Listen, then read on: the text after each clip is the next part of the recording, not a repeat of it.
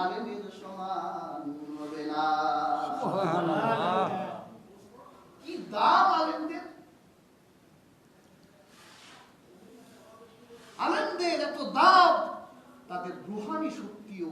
যে ব্যক্তি এক তত্ত্বজ্ঞানী লিখেছেন যে এলেম পায়নি সে যদি দুনিয়া সব পায় সে কিছুই পায়নি, আর যে এলেম পেয়েছে দুনিয়া কিছু পায়নি তার পাওয়ার আর কি আছে?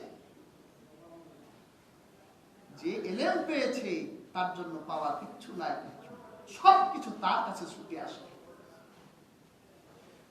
আল্লাহর পয়গম্বর হযরত সুলাইমান, তিনি অনেক বৈশিষ্ট্যবান এবং প্রতিভাবান একজন নবী ছিলেন।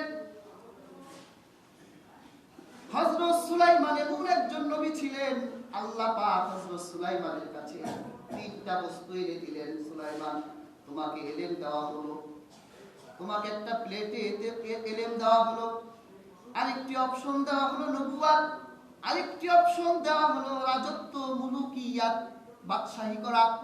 ও সুলাইমান, তিনটার মধ্যে তুমি কোনটা নিতে চাও? এটা হযরত লুকমানকেও দেওয়া হয়েছিল। লুকমানকে দেওয়া হয়েছিল নবুয়ত এবং হিকমত, বিজ্ঞানের জ্ঞান। এই যে আধুনিক বিজ্ঞান যে ডেভেলপ হয়েছে, আমরা তো আধুনিক পাশ্চাত্যের যে বইগুলি পড়ি, এই বইগুলোতে অনেক ইতিহাস বিকৃত করে ফেলা হয়েছে। এই যে এরিস্টটল, মাদ্রাসাতে ফাজিল একটা কিতাব পড়ানো হয়, মান্তেকের কিতাব, যুক্তি শাস্ত্র, দর্শন শাস্ত্র। সেখানে এরিস্টটলকে আরবি ভাষায় বলা হয়েছে আরাস্তোটলিস। তিনি যার থেকে জ্ঞান শিখেছেন, এরিস্টটল যার থেকে জ্ঞান শিখেছেন, তার উস্তাদ ছিলেন হাকিম লুকমান। সুবহানাল্লাহ। তাহলে এই এরিস্টটল তো লুকমান হাকিমের জ্ঞান পেয়েছে, আর তাদের থেকে যারা শিক্ষা অর্জন করে বর্তমান পাশ্চাত্যের কালচারে আধুনিক জগৎকে সাজিয়েছেন, অনেকাংশেই তারা ইসলামের কাছেই দায়বদ্ধ, ইসলামের কাছেই ঋণী। সেখানে হযরত লুকমান নবুয়ত নেন নাই, হিকমত নিয়েছেন। আর হযরত সুলাইমানকে নবুয়ত দেওয়া হলো, অপশন মুলুকিয়াত দেওয়া হলো, অপশন এলেম দেওয়া হলো, কোনটা নিবা? আল্লাহর পয়গম্বর হযরত লুকমান, তিনি নবুয়ত নেন নাই, তিনি মুলুকিয়াত নেন নাই, তিনি এলেম নিয়েছেন। আল্লাহ পাক এত খুশি হলেন লুকমানের এই চয়েস, এই জন্য আল্লাহ পাক হযরত লুকমানকে শুধু এলেম দিলেন না, হযরত লুকমানকে নবুয়তও দিলেন, সুবহানাল্লাহকে মুলুকিয়াত দিলেন। এমন মুলুকিয়াত দিলেন, পৃথিবীতে অপ্রতিদ্বন্দ্বী মুলুকিয়াত, যা আমার নবীও চান নাই। তিনি গোটা দুনিয়া পুরো মুলুকিয়াত চাইলেন, বাতাসকে তার অধীন করে দেওয়া হলো। তিনি পৃথিবীতে একমাত্র প্রথম মানব যিনি আকাশে প্রথম উড়েছেন। আমাদের রকেট তো 100 বছর ইতিহাস হয়নি আকাশে উঠেছে। আরেক থিওরি হযরত সুলাইমান দিয়েছেন, তিনি আকাশে উঠতেন, আল্লাহর কোরআন বলেছেন। সুবহানাল্লাহ। হযরত লুকমান এলেম নেওয়ার কারণে সব পেয়ে গেলেন, নবুয়তও পেলেন, রাজত্বও পেলেন। আমি সূরাতুন নমল থেকে আপনাদেরকে একটা ঘটনা শোনাতে চাই। এই ঘটনায় আল্লাহ পাক দেখেন একজন আলেমের পাওয়ার কতটুকু দিয়েছেন, একজন আলেমের রূহানি শক্তি কত দিয়েছেন। হযরত সুলাইমান যখন রাজত্ব করছিলেন, হযরত সুলাইমান আকাশে উঠতেন। হযরত সুলাইমানের কাছে প্রত্যেকটা মাখলুকের একটা জোড়া থাকতো। সেখানে একটা অন্যতম একটা পাখি ছিল হুদহুদ। আল্লাহর পয়গম্বর একদিন ইয়ামেন থেকে রওনা হলেন। পানি সংকট দেখা গেল, হুদহুদের কাজ ছিল সে অনেক আকাশ থেকে মাটির দিকে তাকালে কোথায় পানি আছে, স্বাদু পানি আছে, এই হুদহুদ পাখি আকাশের উপর থেকে দেখতে পেত। আর হযরত সুলাইমানকে ইনফর্ম করতে এখানে পানি আছে। হযরত সুলাইমান যাত্রা বিরতি করে সেখান থেকে পানি পান করতেন। সুবহানাল্লাহ।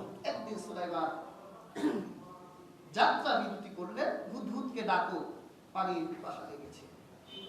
কিন্তু তার সেই রাজত্বে হুদহুদ নাই। হযরত সুলাইমান বলল, হুদহুদ কোথায় গেল? জিনদের পাঠানো হলো, হুদহুদকে খুঁজো। দেখেন তার রাজত্ব কত বিশাল ছিল, জিনরাও তার অনুগামী ছিল। একটা হাদিসে এসেছে নবীজিও সুলাইমানের মতো এরকম রাজত্ব চান নাই। একদিন রাতে রাসূলুল্লাহ একটা জিনকে আটকালেন। রাসূলুল্লাহ ইবাদতে ক্ষতি করছিলেন, নবী করিম সাল্লাল্লাহু আলাইহি সাল্লাম জিনটাকে আটকাইয়া তারপর ছেড়ে দিলেন। সকালবেলা সাহাবায়ে কেরামকে বলল যে আমি রাতের বেলা একটা জিনকে আটকিয়েছিলাম, আমি চেয়েছিলাম যে মদিনার এই খুঁটির সাথে তাকে বেঁধে রাখি যাতে তোমরা সকালে দেখতে পারো, কিন্তু আমি বেঁধে রাখলাম না। আমার ভাই সুলাইমান জিনদের কাছে জিনদের উপর আধিপত্য চেয়েছেন আর আল্লাহর কাছে দোয়া করেছেন আল্লাহ এই ক্ষমতা জানি আপনি আর কাউকে না দেন। এই জন্য আমি রাসূল সুলাইমানকে সম্মান করতে গিয়ে জিনটাকে ছেড়ে দিলাম। সুবহানাল্লাহ। জিনরা এসে বলল হুদহুদ তো নাই। হযরত সুলাইমান এতটা রাগান্বিত হলেন, আল্লাহ কোরআনে হযরত সুলাইমানের সেই উদ্ধৃতি তুলে ধরলেন। হযরত সুলাইমান বললেন লা উআযিবান্নাহু আযাবান শাদীদা আও লা আযবাহান্নাহু আও লা ইয়াতিয়ান্নি বিসুলতানিন মুবিন। যদি হুদহুদ উপযুক্ত কোনো কারণ যদি দর্শাতে না পারে তাহলে অবশ্যই আমি তাকে এমন শাস্তি দিব যা তিনি চিন্তা করতে পারবে না। এরপর যখন হুদহুদ ফিরে আসলো, সুলাইমান বলল হুদহুদকে আটকাও। আমার এইরকম করুণ পরিস্থিতিতে সে কোথায় ছিল তার কাছে জানতে চাও। হুদহুদ তো বুঝেই ফেললো যে এখন তো আর বাঁচবার কোনো রাস্তা নাই। তখন বাঁচবার জন্য তিনি কারণ দর্শালেন। হযরত সুলাইমানকে বললেন যে আমি আপনার কাছে এমন একটা সংবাদ নিয়ে এসেছি, ওয়াজিতুকা মিন সাবাইন বিনাবাই ইয়াকিন, যে সংবাদ আপনি শুনলে অবাক হয়ে যাবেন, আশ্চর্য হয়ে যাবেন। হযরত সুলাইমান বলল ঠিক আছে তোমার সে কারণ দর্শাও। কারণ যদি তুমি দর্শাতে না পারো তাহলে আমি তোমাকে জবাই করে ফেলবো। তখন হুদহুদ বললেন ইন্নী ওয়াজাদতু ইমরাআতান তামলিকুহুম ওয়া উতিয়াত মিন কুল্লি শাইইন ওয়া লাহা আরশুন আযীম। বলল যে আমি এমন একটি সংবাদ এনেছি, সাবা নগরের এক সংবাদ, যেই সাবা নগরে একজন নারী নেতৃত্ব দেয়। একটা দেশের নেতৃত্ব দেয় নারী। হযরত সুলাইমান অবাক হয়ে গেলেন, নারী নেতৃত্ব দিতে পারে? তাকে আরো কৌতূহলী করার জন্য বললেন। শুধু তাই নয়, তার রাজত্বে সবকিছু দেওয়া হয়েছে, কোনো কিছু ত্রুটি করা হয় নাই। এত সুন্দর রাজত্ব তার রাজত্বের ভিতরে কোনো অশৃঙ্খলতা নাই, বিশৃঙ্খলতা নাই, সবকিছু আছে। আর সবচাইতে বড় আশ্চর্য হবে তার একটা সিংহাসন যে আছে আপনি দেখলে অবাক হয়ে যাবেন। হযরত সুলাইমান একজন নারী নেতৃত্বের কথা শুনে তো অবাক হলেন, আবার তার নেতৃত্বে সুনিপুণতা, কোনো অদক্ষতা নাই। আর সবচেয়ে বড় নিদর্শন হলো তিনি একটি সিংহাসন তার আছে, যে সিংহাসন আশ্চর্যান্বিত। তাফসীরের কিতাব এসেছে এই সিংহাসনটা দৈর্ঘ্যে ছিল 30 হাত, প্রস্থ ছিল 30 হাত। সাদা ইয়াকুতের পাথর দ্বারা নির্মিত ছিল, লাল চুন্নি পাথর দ্বারা নির্মিত ছিল। এই বর্ণনা যখন হযরত সুলাইমানকে দেওয়া হলো, হযরত সুলাইমান তো হজম করতে পারতেছিলেন না, বলে আর কি শাস্তি দিবে। আরো বলল ওয়াজাদতুহা ওয়া কওমাহা ইয়াসজুদুনা লিশ-শামসি মিন দুনিল্লাহ।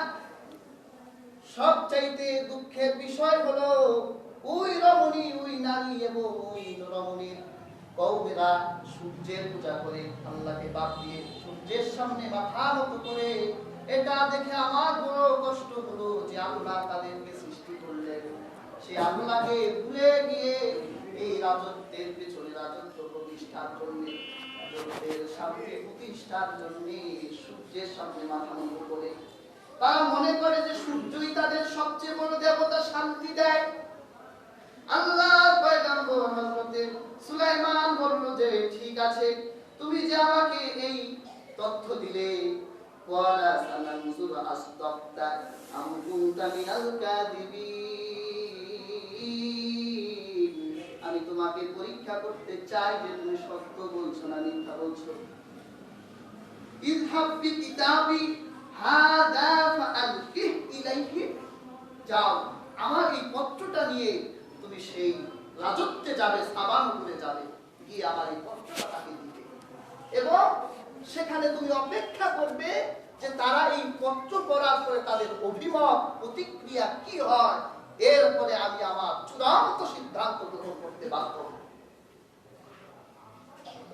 নেওয়া হলো সেই পত্র, দেওয়া হলো তার হাতে। রানী বিলকিস ছিল সেই সাম্রাজ্যের রানী।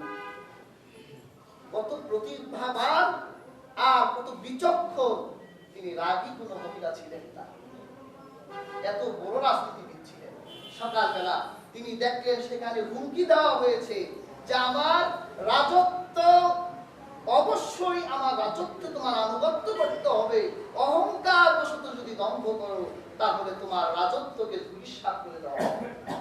এইরকম হুঙ্কার পেলে আবার বিরোধী দল থেকেও, বিরোধী দেশ থেকেও কিন্তু আবার আরেকটা হুঙ্কার আসে, সিংহের লেজ নিয়ে খেলবেন না, ঘুমন্ত সিংহকে জাগাবার চেষ্টা করবেন না, জেগে গেলে কিন্তু খবর আছে। এরকম পাল্টা বাক্য হয় না? কিন্তু এই রমণী কত বিচক্ষণ, তিনি পাল্টা কোনো জবাব দিলেন না। তিনি তার পরিষদ বর্গকে সামনে নিয়ে বললেন, ক্বালাত ইয়া আইয়ুহাল মালাউ ইন্নী উলকিয়া ইলাইয়া কিতাবুন কারীম, হে আমার পরিষদ মণ্ডলী, আমার কাছে একটি সম্মানিত চিঠি এসেছে। সেখানে তিনি লিখেছেন, চিঠি এসেছে ইন্নাহু মিন সুলাইমান, আল্লাহ নবী সুলাইমানের পক্ষ থেকে, এবং সেখানে লেখা আছে ওয়া ইন্নাহু বিসমিল্লাহির রাহমানির রহিম। চিঠিতে রাসূলুল্লাহ বলেছেন, তোমরা যখন চিঠি লেখো তখন চিঠির বরকত হাসিলের জন্য চিঠির শুরুতে লিখবে বিসমিল্লাহির রাহমানির রহিম। এরপরে হযরত সুলাইমান তার চিঠিতে লিখলেন, আল্লাহ তাআলু আলাইয়া ওয়াতুনি মুসলিমিন। আমাকে বলা হয়েছে তার আনুগত্য স্বীকার করার জন্য, তার অমান্য করলে তিনি আমাদেরকে আঘাত করবেন। এখন আমি তোমাদের কাছে সিদ্ধান্ত চাই, কি করা যায়। তখন মন্ত্রী পরিষদরা বলল যে আমরা তো আপনার সিদ্ধান্তের বাইরে কখনো যাই না, তবে আমাদের শক্তি আছে, আমরা কঠোর তেজস্ব মানুষ। আপনি যদি আমাদেরকে যুদ্ধ করতে বলেন তাহলে সুলাইমানের বিরুদ্ধে আমরা যুদ্ধ করতে চাই, আর অপশনাল যদি আপনি নিজে কোনো সিদ্ধান্ত নেন, জানাতে পারেন। তখন রানী বিলকিস বলল, একটা লোক দেই, আমি দেখবো যদি অসাধারণ কোন রাজা হয় তাহলে আমার লোকটা গিলবে না, আর সাধারণ বাদশা হলে আমার সেই টপ গিলে ফেলবে, আর আমি আমার মাছটাকে ধরে ফেলবো। কি দাও, তাকে একটু লোক দেই, আমার রাজত্বের দামি দামি সোনা, মোহর, হীরা, পাথর, এগুলো আমি তার কাছে একটু হাতিয়া পাঠাই, আর আমার সৌন্দর্যের কথাটা একটু তার সাথে তুলে ধরলাম। পরিষদ রওনা হলো। এই খবর আল্লাহর পয়গম্বর, এই খবর কি তাদের কাছে আসে না, ওই পাশে চলে গেছে, সুলাইমান আলাইহিস সালামের কাছে খবর চলে গেছে যে তাকে লোভ দেওয়া হচ্ছে। হযরত সুলাইমান বলল, 3 মাইল রাস্তা পর্যন্ত হীরা জওহরের পাথর দিয়ে রাস্তা ঢালাই করে দাও। সুবহানাল্লাহ। সেখানে খুব দামি দামি বিলকিস তার সৌন্দর্যের কথা তুলে ধরতে বলেছে, এমন সুন্দর নারীদেরকে, দাস দাসীদেরকে রাস্তার পাশে সোনার পেয়ালা নিয়ে দাঁড়িয়ে থাকতে বলো, যে তারা যাতে অসহায় হয়ে যায় তাদের সম্পত্তি। তারা যখন সুলাইমানের রাজত্বে ঢুকলো আর এইরকম শান শৌকত দেখে তারা বড় অসহায় হয়ে গেল। সুলাইমান আলাইহিস সালামের কাছে এসে বলল, তোমরা আমার জন্য কি এনেছো? তো বলল, এইগুলো আমি এনেছি। হযরত সুলাইমানের কাছে এগুলো যেন একেবারে পুরাতন ইটের মতো। সুলাইমান বলল যে না, আল্লাহ পাক আমাকে যা দিয়েছে তোমাদের তার থেকে আমারটা অনেক উত্তম, অনেক দামি। সুবহানাল্লাহ। ফিরে গেল মন্ত্রী পরিষদ। চিঠি দেওয়া হলো বিলকিসের কাছে যে এটা অসাধারণ একজন রাজা, অধিপতি, এর সাথে আপনি লোক দিয়ে একে দমাতে পারবেন না। তো সুলাইমান আলাইহিস সালামের কাছে যাওয়ার জন্য তিনি বন্দোবস্ত করলেন যে ইনি পরাস্ত করে ফেলবে, তার সাথে পারা যাবে না। চলো আমরা রওনা হয়ে যাই, তার সাক্ষাৎ করি, তার আনুগত্য স্বীকার করি। যখন রওনা হয়ে গেল, হযরত সুলাইমানের কাছে খবর আসলো যে রানী বিলকিস রওনা হয়ে গেছে। তখন হযরত সুলাইমান আলাইহিস সালাতু ওয়াস সালাম তার মন্ত্রী পরিষদকে ডাক দিলেন, ক্বালা ইয়া আইয়ুহাল মালাউ আইয়ুকুম ইয়াতিনি বিআরশিহা ক্বাবলা আন ইয়াতুনি মুসলিমিন। হযরত সুলাইমান বলল, তোমাদের মধ্যে কে আছো যে রানীর আশা রাখে, তার আরশি নাযিম মহা সম্মানিত সিংহাসনটা আমার কাছে এনে দিতে পারো? তোমাদের মধ্যে কি কেউ আছো? কোরআনে এসেছে ক্বালা ইফরুতুম মিনাল জিন, জিনদের মধ্যে এক শক্তিশালী জিন দাঁড়ালো, জিনটার নাম ইফরিত। তিনি হযরত সুলাইমানকে লক্ষ্য করে বললেন, আনা আতিকা বিহি ক্বাবলা আন তাকুমা মিন মাকামি, আপনি যেখানে বসে আছেন এই জায়গা থেকে উঠে আপনি আমার কাছে আসা পর্যন্ত যে সময় আছে এই সময়ের মধ্যে আমি এনে দিতে পারি। এটা রূপকথার কোনো গল্প নয়, আল্লাহ কোরআন বলেছে রূপকথার গল্প নয়। দেখেন একটা জিনের ক্ষমতা কত, আর কতক্ষণ পরে একটা মানুষের ক্ষমতা আসবে সেটা কত। জিন বলল, আপনি উঠে এখানে আসার আগে আমি সেই ইয়ামেনের থেকে বিশাল রাজত্ব থেকে আমি এটা এনে দিতে পারি। হযরত সুলাইমান আলাইহিস সালাম তিনি সম্মতি দিলেন, না না না না, এত কম সময়ের মধ্যে, এত অধিক সময়ের মধ্যে আমি এটাকে আনতে পারি না। 3 মাইল দূরে অবস্থান করতেছে, এর আগে আমাকে এনে দিতে হবে। আর কেউ আছো নাকি? তখন আল্লাহ কুরআন বলেন, ক্বালাল্লাযী ইনদাহু ইলমুন মিনাল কিতাব, যার মধ্যে কিতাবের ইলম আছে, একজন আলেমের কথা বলা হচ্ছে, যার কাছে তাওরাতের জ্ঞান আছে, যার কাছে পূর্ববর্তী সহিফার জ্ঞান আছে, এইরকম একজন আলেম তিনি দাঁড়ালেন আর বললেন, আনা আতিকা বিহি ক্বাবলা আন ইয়ারতাদ্দা ইলাইকা তারফু, আপনি চোখের দৃষ্টি প্রসারিত করবেন, আপনার চোখের দৃষ্টি প্রসারিত করার সাথে সাথে আমি আপনার কাছে সেটা হাজির করে দেব। সুবহানাল্লাহ। জিন বলল, ইফরিত জিন বলল, আপনি উঠে আমার কাছে আসবেন, আমি এনে দেব। আর যার কাছে ইলম আছে, আলেম, সে বলল আপনি চক্ষু বন্ধ করে খুলবেন, আমি এনে দেব। ক্ষমতা জিনের বেশি না মানুষের বেশি? অবশ্যই মানুষের ক্ষমতা বেশি, জিনের কোনো ক্ষমতা নাই মানুষের কাছে। কিন্তু আমরা জিন শয়তান থেকে বাঁচতে কেন পারি না? আমাদের ব্যর্থতার কারণে। আল্লাহ রাসূল বলেছেন, তোমরা যদি জিন শয়তান থেকে নিরাপত্তা চাও, আল্লাহ রাসূল বলেন প্রত্যেক নামাজের পরে সূরা নাস পড়ো, ফালাক পড়ো। তোমাদের বাচ্চাগুলোকে সন্ধ্যা হয়ে গেলে ঘরের জানালা দরজাগুলো বন্ধ করে দাও, এরপরে তোমাদের প্রদীপগুলো জ্বালিয়ে ফেলো, সন্তানদের উপর সূরা নাস ফালাক করে রং করো, দাও। আমরা আমাদের সন্তানদের সকাল সন্ধ্যা নাস ফালাক দিয়ে ফুক দেই না। আমাদের ছোট ছোট বাচ্চাগুলো, এদের উপর শয়তানের প্রভাব সবচেয়ে বেশি পড়ে, কারণ এদের সাথে ফেরেশতারা থাকে। শয়তানের প্রভাব পড়ার কারণে বাচ্চা রাতের বেলা ঘুমায় না, কান্নাকাটি করে। আপনি 2 মুহূর্তে বাচ্চার শরীরে নাস ফালাক করে ফুটেন, আল্লাহর কসম কোরআনের সামনে কোনো জিন দেখতে পারবে না। কোন জিনগ্রস্ত রোগী আমি একটা কবিরাজি শিখাই দিই, আমাদের কাছে আসেন না, কবিরাজি শিখাই দিই। জিনের অস্তিত্ব, কিছু বিজ্ঞান পন্থী মানুষ জিনের অস্তিত্বকে অস্বীকার করে। অনেক ডাক্তাররাও, অনেক ডাক্তাররাও করে যেটা মানসিক রোগী, কিন্তু অবশ্যই মানুষের উপর জিন আসর করে, মানুষকে অস্বাভাবিক করে তোলে। আপনি যদি দেখেন যে একটা মানুষ অস্বাভাবিক হয়ে গেছে, পাগল হয়ে গেছে, তাহলে কবিরাজি শিখাই দিই, আপনি সরিষার তেলের মধ্যে সূরা নাস ফালাক পরে দম করে তারপর সে রোগীর চোখে, 2 চোখে সেই তেল লাগিয়ে দিন, 2 নাকে ছিদ্রে লাগিয়ে দিন, ঠোঁটে লাগিয়ে দিয়ে 2 হাতের শাহাদাত আঙ্গুলে নিয়ে কানে চেপে ধরুন। জিন কি ওর বাপ আপনার সাথে কথা বলবে? চলে যেতে বাধ্য হবে, স্বীকার করাবেন চলে যাবে কিনা, ওর বাপ চলে যাবে, আর ফিরে আসতে পারবে না।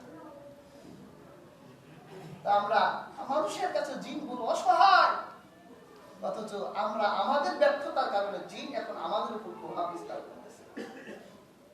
যাই হোক, আজকের এই ঘটনাটি আপনাদেরকে এই জন্য শোনাবার কারণ হলো, একটা জিনের কাছে সেই সিংহাসন আনতে সময় লাগবে সুলাইমান উঠে তার কাছে যাওয়া পর্যন্ত, আর যার কাছে কিতাবের জ্ঞান আছে, যে ব্যক্তি আলেম, তিনি চোখের পলকেই সিংহাসনে নিতে পারেন। সুবহানাল্লাহ। পরীক্ষা হয়ে গেল, সুলাইমান চোখের দৃষ্টি ফেরালেন। এখানে তিনি ইসমে আজম জানতেন। অনেক মুফাসসিরিন কেরাম লিখেছেন যে তিনি ইসমে আজম জানতেন। অনেকে বলেছেন ইসমে আজম হলো ইয়া জাল জালাল ওয়াল ইকরাম, অনেকে বলেছেন লা ইলাহা ইল্লাল্লাহ, অনেকে বলেছেন ইয়া আরহামার রাহিমিন। এই বেশি বেশি পড়বেন, এগুলো সবগুলোই ইসমে আজমের অন্তর্ভুক্ত। তিনি এতটুকু উচ্চারণ করলেন, মাটির ফুরে আল্লাহ পাক একটা হঠাৎ করে যদি একটা গায়েবী কিছু আপনার চোখের সামনে উঠে যায়, আপনার অবস্থা কেমন হবে? হযরত সুলাইমান সেখানে মন্ত্রী পরিষদের মানুষ, সেখানে জিনরা দাঁড়িয়ে আছে, জিনরা অসহায়, আমাদের ক্ষমতার কোনো দামই দিল না, আর এই মানুষটাকে চোখের পলকে এনে দিবি, তা আলুপ্ত। মুহূর্তের মধ্যে হযরত সুলাইমানের সামনে সে সিংহাসন হাজির হয়ে গেল। সুবহানাল্লাহ। কেন হয়েছে? কিতাবের ইলম থাকার কারণে। তবে কিতাবের ইলম থেকে এখন আমরা আলেমরা অনেক দূরে সরে পড়েছি। এখন আমাদের দুনিয়ার স্বার্থ আমাদের উপর চাপ দিয়েছে। নবী করিম সাল্লাল্লাহু আলাইহি ওয়াসাল্লাম হাদিসে বলেছেন, বর্তমান যুগে আলেম বেশি, বক্তা কম, এই যুগে তোমরা আমল করো। কিন্তু অচিরেই এমন এক জামানা আসতেছে, যেই জামানায় বক্তা অনেক হবে, আলেম কমে যাবে। এখন কিন্তু বক্তার অভাব নাই, ওয়াজ এই দেশে মাশাআল্লাহ সবাই করতে পারে। 6 বছরের বাচ্চা 4 বছরের ভালো কথাই বলতে পারে না, ও এখন ওয়াজ করে। এই যুগ বড় ফেতনার যুগ। এই যুগে আমি আরেকটা জিনিস লক্ষ্য করেছি, এই যুগে মুফতির ফেতনা হচ্ছে। আমরা দেখবেন অনেকে মসজিদে আমরা মুফতি চাই। আমি কিন্তু মুফতি বিরোধী মানুষ না, আমি একটা ডিপার্টমেন্টে পড়তেছি। কিন্তু এই যে মুফতি যে চায় আমাদের সমাজে, আমরা মুফতি বুঝি মুফতি কি জিনিস? মুফতি হচ্ছে, মুফতির সবচাইতে প্রামাণ্য যে মুফতি থিম হবে, তার সামনে যদি কোরআন ও সুন্নাহ কোন নতুন সমস্যা দাঁড়িয়ে যায়, যেটা সমাধান কোরআন সুন্নাহ ইজমা কিয়াসে হয়নি, তিনি এমন ব্যক্তি হবে, কোরআন সুন্নাহ ইজমা